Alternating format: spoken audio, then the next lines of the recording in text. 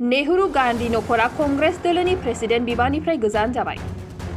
22 बोसोरनि उनाव दिनै नेहरू गान्धीनि नखरआ कंग्रेस दोलोनि प्रेसिडेन्ट बिबाननिफ्राय गोजान जाबाय।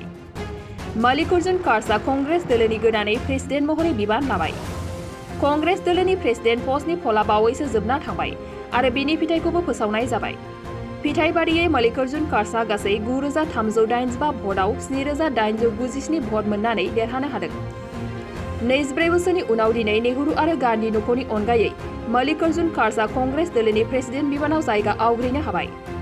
मिथिनो मोननाय बादिब्ला कंग्रेस दोलोनि प्रेसिडेन्ट बिबाननि फलाव नेहरू आरो गान्धी नखरनिफ्राय रावबो बिजाथि महरै गसङाखै आरो बेबादिनो दिनैनि दिनाव मल्लिकार्जुन खड़गेआ गोदानै कंग्रेस दोलोनि प्रेसिडेन्ट महरै बिबान मोनबाय।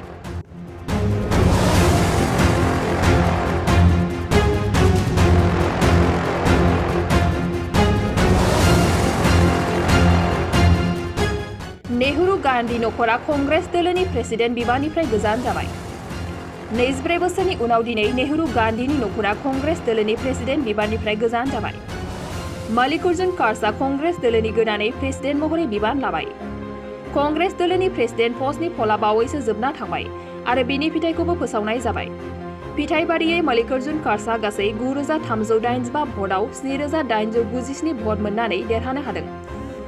22 बोसोरनि उनाव दिनै नेहरू आरो गान्धी नखरनि अनगायै मल्लिकार्जुन खड़गेआ कंग्रेस दोलोनि प्रेसिडेन्ट बिबानाव जायगा आवग्रिनो हाबाय। मिथिनो मोननाय बादिब्ला कंग्रेस दोलोनि प्रेसिडेन्ट बिबाननि फलाव नेहरू आरो गान्धी नखरनिफ्राय रावबो बिजाथि महरै गसङाखै आरो बेबादिनो दिनैनि दिनाव मल्लिकार्जुन खड़गेआ गोदानै कंग्रेस दोलोनि प्रेसिडेन्ट महरै बिबान मोनबाय। बाक्सा जिल्ला खख्लाबारि हजुआ सकनि के रडजों थांनाय लामायाव थानाय एमबी रिफाइनिं हाउसआव मबाइल ग्लास गावनायखौ गोरलैयैनो फाहामनो हानाय गोदान असीए मेसिन लानानै फैदों।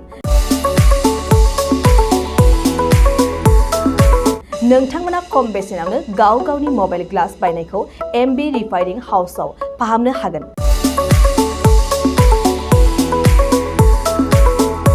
मबाइल ग्लास बायनायखौ फाहामनायजों लोगोसे मबाइलनि बायदि रोखोमनि बाहागो आरो बायदि रोखोमनि मबाइलनि गाज्रि जानायखौ बे एमबी रिफाइनिं हाउसआव फाहामनो हागोन।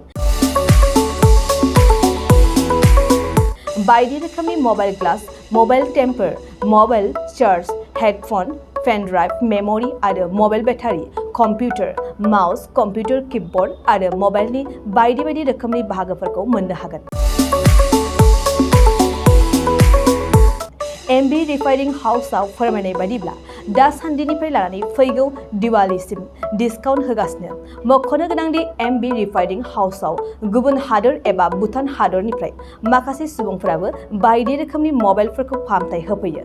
आबुं मोनथिनो थाखाय 8471972412 नङाब्ला 7002741465 जानबुं अनजिमायाव जगाजग खालामनो हागोन।